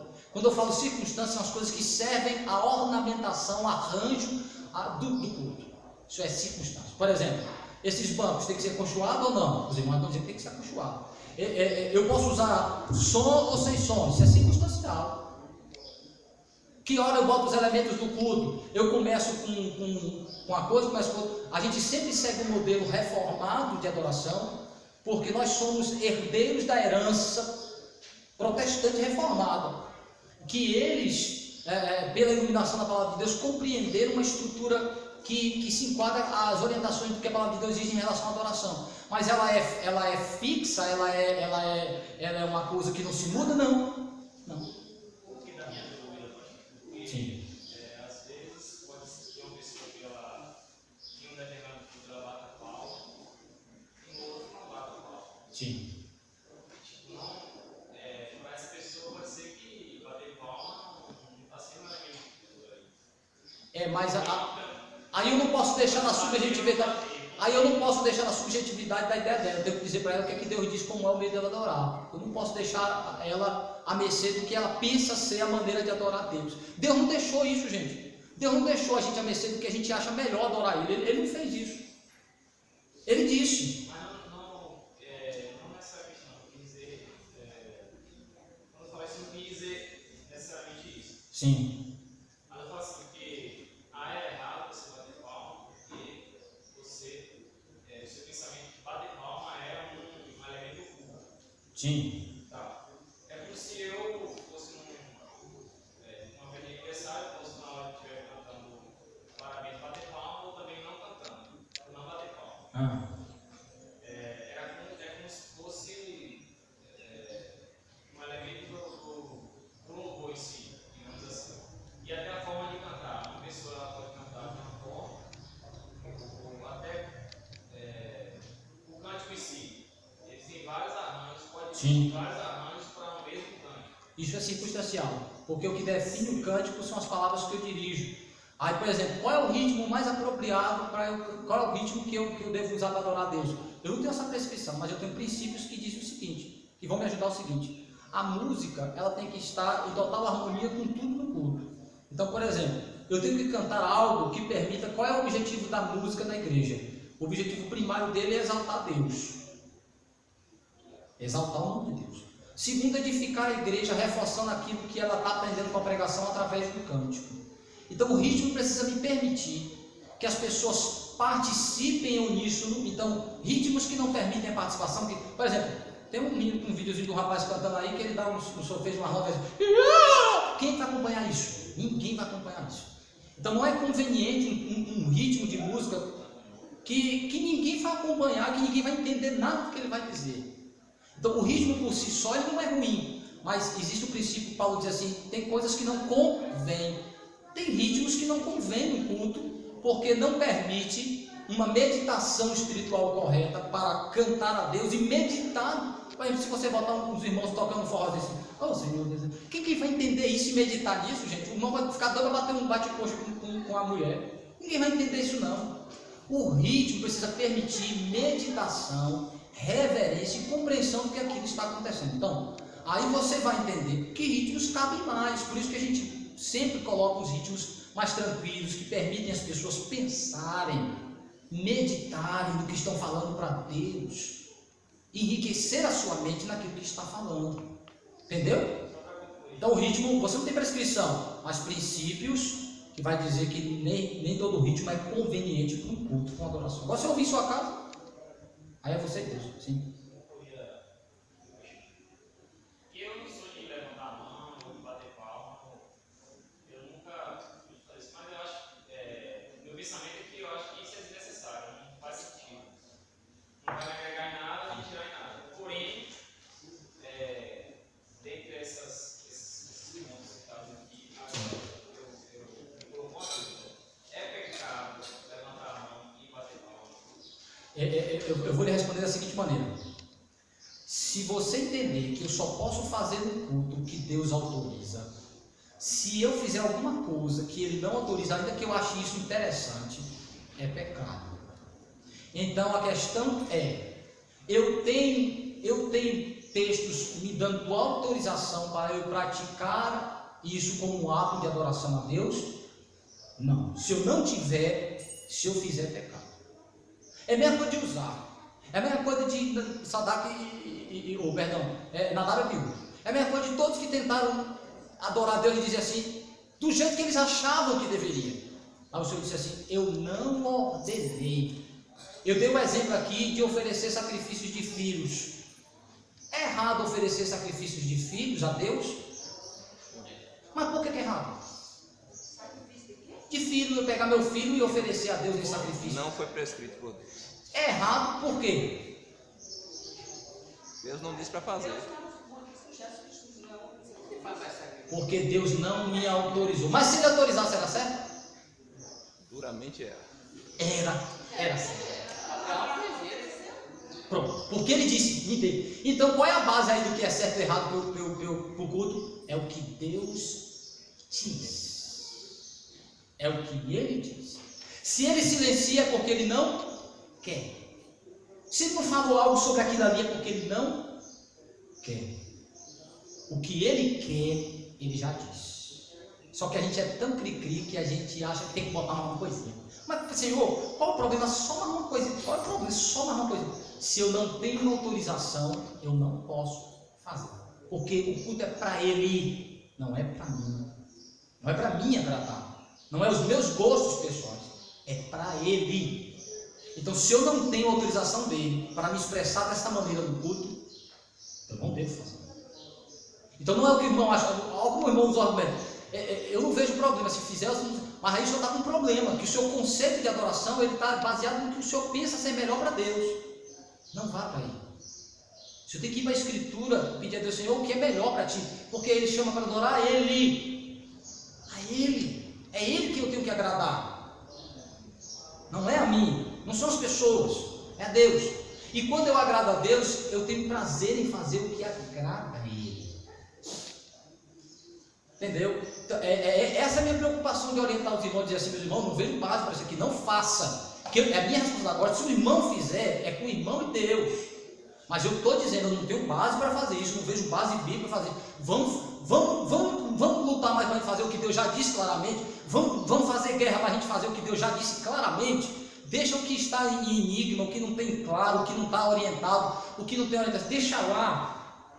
Vamos fazer o que está claro, que a gente já tem tanta coisa clara para fazer. A gente tem coisa clara dizendo que é para a gente pregar o evangelho, que não está pregando como deveria. Quem deve viver o dia a dia, o que deve fazer no culto, a pregação como deve ser, o cântico como deve ser, a oração, que a gente não diz amém. A Bíblia dizendo claro para a gente dizer amém, não diz amém. Vamos lutar por isso, para a gente fazer o que está claro, dizendo o que é a maneira de adorar a Deus, do que a gente ficar fazendo guerra para fazer coisa que a Bíblia não diz. Essa é a minha preocupação como pastor. Vamos fazer batalha para fazer o que Deus mandou fazer. E a gente está seguro, a gente está garantido, como quem está adorando da maneira correta. Mas se a gente fizer guerra pelo que a gente acha, não vamos para aí não. Viu? É melhor a gente... Eu tenho dúvida, isso aqui não está claro nas escrituras, deixa o campo. Tem uma prescrição clara, tem orientações claras do que é uma adoração a Deus? Tem. Vamos fazer isso. Vamos nos deter a isso. Deus mandou a gente orar, ler a Bíblia, cantar louvores. Deus mandou a gente ouvir a pregação, ler a palavra de Deus com alegria. Vamos participar com entusiasmo dos elementos que estão estabelecidos. E aí sim, Deus vai se agradar de nós. É essa a minha preocupação, mais ainda essa a minha preocupação como pastor. Se eu dissesse, não, meu irmão, se o senhor acha que não vai por aí, não, é perigoso. A gente, o nosso achismo não é a palavra de Deus.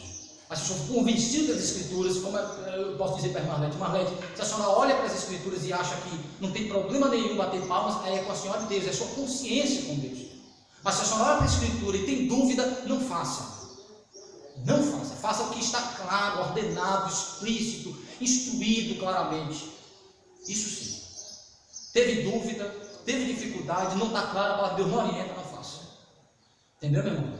Porque aí eu dou mais para um monte de coisa. Então um monte de gente diz assim, não, mas no meu coração eu acho que não tem problema. Não vai por aí. Deus não nos chamou para seguir o que achamos. Ele nos chamou para seguir o que Ele disse certo. Vai por aqui, esse é o caminho. Tá bom? Que Deus nos abençoe. Sim, o senhor quer concluir? O senhor quer falar alguma coisa? Que Deus nos abençoe e nos dê graça para fazer o que Ele manda. Semana que vem vamos falar de outro assunto polêmico. Eu acho que vai polemizar. Não, vamos falar sobre dons. Que aí é uma coisa interessante, Marlete. Capítulo 12 e capítulo 14 de 1 Coríntios está falando de coisas que eram praticadas, sancionadas e autorizadas. Por que a gente não faz? Por que não fala em línguas? Por que a gente não traz revelação? Se lá está dizendo que tem que fazer isso, por que a gente não faz mais? Até a próxima semana. Se